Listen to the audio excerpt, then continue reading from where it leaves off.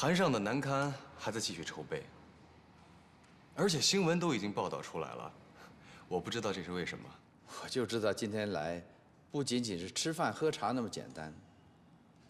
你怀疑我说的都是假话？做生意嘛，就是这个样子，总要你情我愿。如果韩尚不愿意嫁到南市来，我刘泰明也不好去抢亲吧。这件事你放心，既然我答应了你，就一定会促成。我知道你担心什么，你不要被假象迷惑了。在 TMG 还轮不到韩露兴风作浪。尚总有这个把握就好。我们之间的合作是以坦诚为基础，不会有任何问题。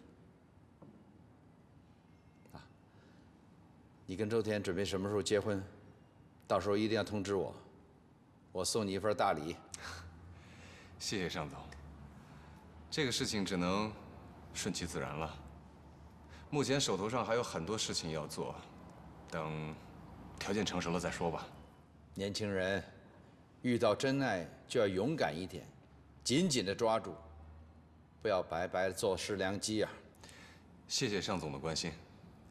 等真的有这一天，我一定会通知你的。那好，一言为定。一言为定。主编，什么事儿？这一期的杂志能顺利完成，邓林和陆明起了很大的作用。是吗？所以我觉得，在这个杂志社里面呢，陆明和邓林能起到比我更大的作用。为什么这么说？他们很有经验，也很敬业，一直都跟着您，而且他们不会给杂志社惹麻烦，而且兢兢业业的。在我这里不需要用形容词、修饰语，直说。我觉得陆明很适合做南刊的主编。跟我的想法不谋而合。等韩尚发展成型之后呢，还真的少不了这一些开国的元老。你也是这么打算的？他们所做的努力，他们的付出，我全看得见。之所以我没有什么动作，那是因为时机还不到。那我替他们谢谢你。不用客气。哎，等等，什么事？你跟刘泰明提过了吗？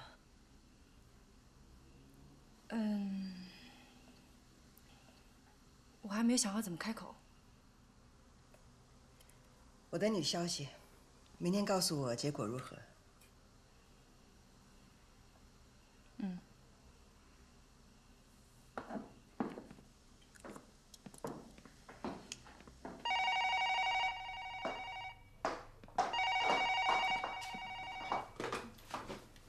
喂。喂，周田啊，我刚刚跟刘泰明见过面儿，他邀请我参加你们的婚礼。婚礼？尚总，我不太明白你的意思。别误会，我没别的意思。看到你们两个人，我就想到一个词儿：天造地设。你们可真是一对天造地设的才子佳人呐！谢谢尚总夸奖。年轻人遇到真爱就要勇敢一点，紧紧地抓住，不要白白错失良机呀！好的，尚总，我知道，我会好好考虑一下的。那好的，就这样吧。再见。再见。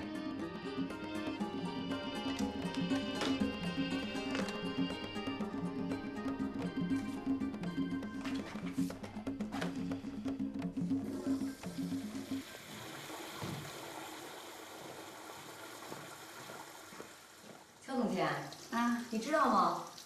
南市要收购咱们韩尚了。是吗？看来韩尚真的是没有什么秘密。那当然了。哎，乔总监，我这回算是明白，为什么尚董要把周田这个黄毛丫头摆在副主编的位子上。早晚都是一家人了，何必不做顺水人情算呢？嗨，老总有老总的打算，哪是我们这些人能了解的呀？我看周田这次80%是被人当枪使了。为什么？这不摆明了吗？他虽然是副主编，可是还是拿着首席助理的薪水，出了一个虚名，什么也没得到啊，整个就是一个廉价白痴。嗨，也许公司有公司的规定，有些事情办好了需要一个过程。哪有这么傻的老总啊？你不提要求，他们还不得装糊涂？再说了，像周田这样，干活干得最多，钱拿得最少的人，哪儿找去啊？乔总监，您看您，还有宁世轩做助理呢，他周田还不是光杆司令一个，每天累得两眼冒金星，口吐白沫的，值吗？也许人周田不在乎。哎，他不是不在乎，他是怕丢了这个位置。他要一提要求，那直接给他咔嚓就撤了。他现在啊是打落牙往肚子里咽，谁难受谁知道。哎，丽姨啊，以后别在公司散布这些泄气的话，被韩主编知道了，他肯定要生气的。我才不怕呢。怎么了？吃个饭都这么无精打采？累了。那我们赶紧吃，吃完了以后送你早点回去休息。谢谢你今天饶了我啊。刚做上副主编就累成这样，我看这种状态以后怎么做主编？哎，我可从来没有想过要做主编。哦，韩露现在有了你啊，她省心多了。她现在完全可以放松心情的去筹备她的男刊。现在南刊能不能顺利进行下去还是个未知数呢？现在杂志社的一些事情，我都有点看不明白了。是吗？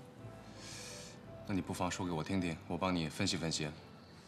算了，有什么好说的呀？我做好自己该做的事情就好了。甜甜，韩露最近在忙什么？为什么你也要问我这个问题？为什么所有的人都要问我这个问题？问我他在干嘛？他有什么动作？我哪里知道啊？所有人都在问吗？嗯，包括我。对。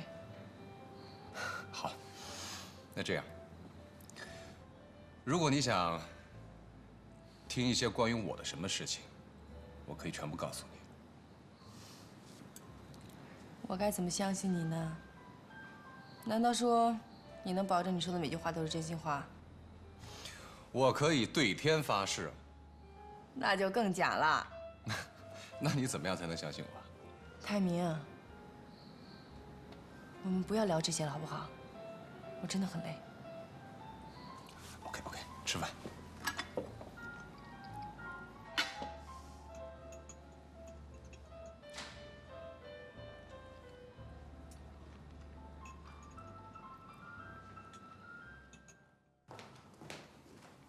刘总，上峰这招可太不地道了，嘴上说要把韩尚交给我们来管理，可是你知道吗？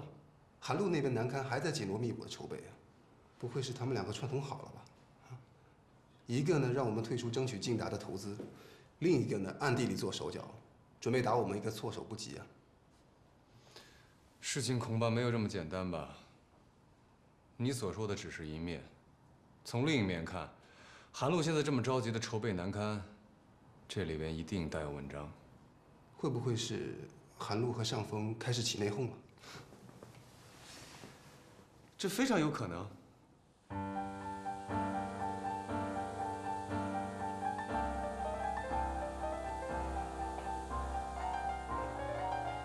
都快下班了，还喝这么多咖啡啊？不能不喝呀，我快困得不行了。喝太多咖啡对心脏不好。熬过今天，这回就好好的睡一觉。是啊，出了样书你就能回家了。送回主编就没事了。哼，可怜的孩子，加油吧。哦，对了，图片我已经审查过很多次了，没有什么问题，你就认真的核查一下其他内容就行了，好吧？